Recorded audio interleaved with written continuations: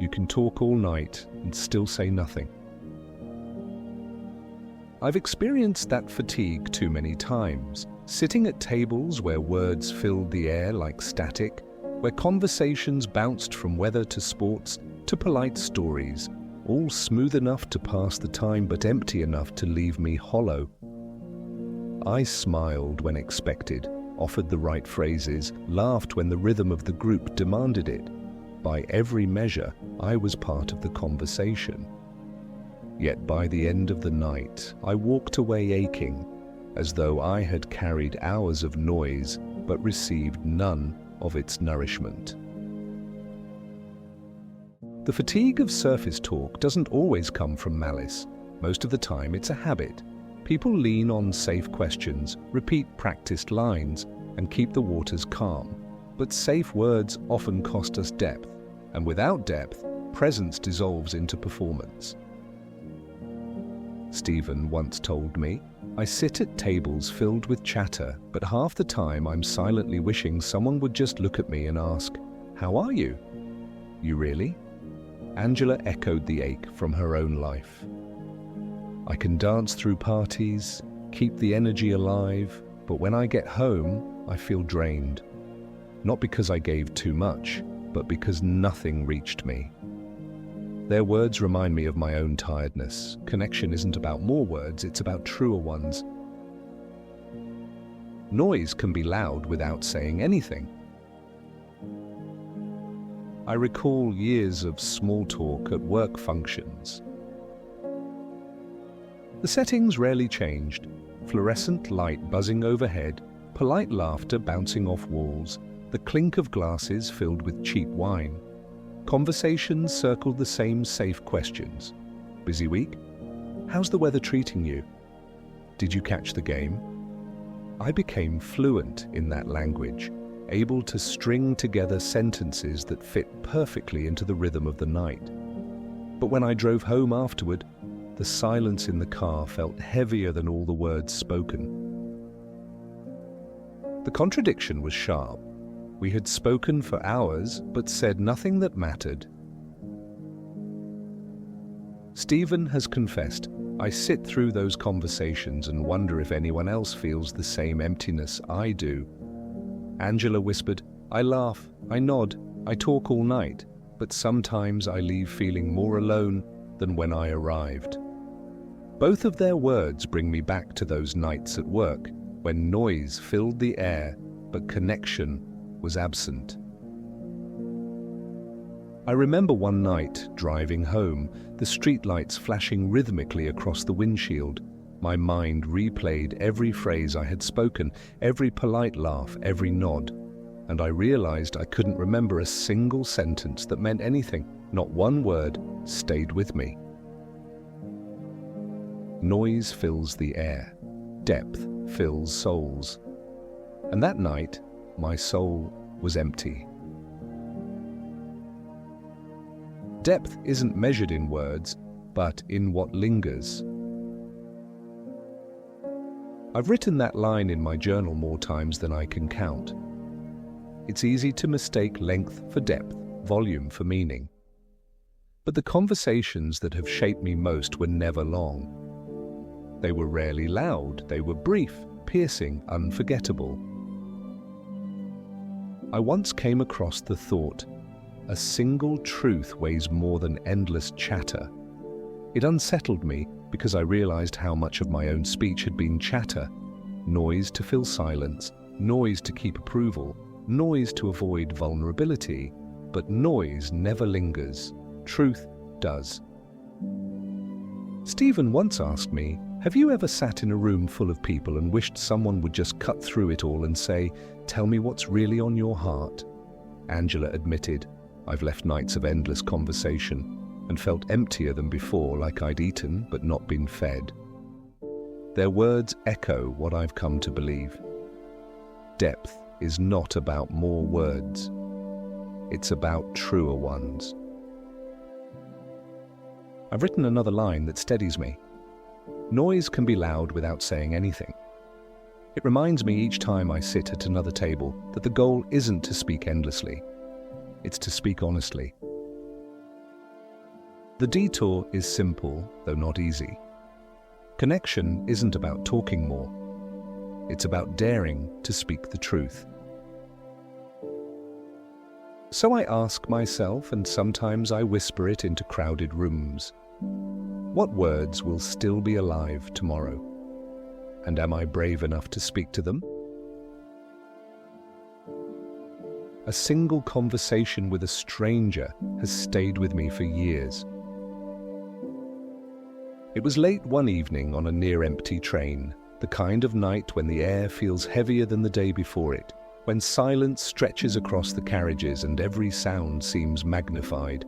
I sat by the window, my reflection faint in the glass, the world outside flashing past in streaks of amber streetlight. Across from me, an older man settled into his seat, his jacket worn thin, his posture slightly bent, his eyes carrying the weight of stories untold. For a while, we said nothing. The train rattled on, brakes screeching at each stop, doors hissing open and closed. Around us, a few passengers sat scattered, glowing screens lighting their faces, earbuds pressed tight. It was the kind of silence we fill with distraction, the kind of presence we pretend isn't there. Then he looked at me and without any introduction asked, "What has been the hardest thing you've ever forgiven?" The question caught me off guard. It wasn't small talk. It wasn't about the weather, or where I worked, or where I was headed. It cut through the surface like a blade, landing directly on something raw. I hesitated. My instinct was to deflect, to smile politely, to retreat back into the safety of silence. But his eyes stayed with mine, steady, kind, unflinching. So I answered. Slowly, awkwardly at first. I told him about the ache of betrayal, about nights I replayed words I wished I could unhear, about the years it took to let go of a weight I thought I'd carry forever. He listened without interruption, without judgment, as if each word was enough on its own. When I finished, he nodded softly and said, "That's the kind of forgiveness that frees not only them, but you." And then he shared his story. A broken friendship decades old. A silence that lasted too long. The regret of realizing too late what could have been mended. His words weren't polished, they wavered. But they were true. For 20 minutes, we spoke of pain, regret, grace, and the fragile way love can survive even after it has been bruised. And when his stop came, he stood, nodded once, and stepped into the night. I never saw him again. But that conversation lingered. Not the details, but the presence. The courage of a single question, the honesty of two strangers daring to answer it. Sometimes I wonder why that memory has lasted when thousands of polite exchanges have vanished from my mind. I think it's because depth doesn't need time, it needs courage. A few true words can echo longer than hours of chatter. Stephen once confessed, "I long for someone in my own home to ask me a question that matters. Not what I've done, not what I've provided, but who I am." Angela echoed the same ache.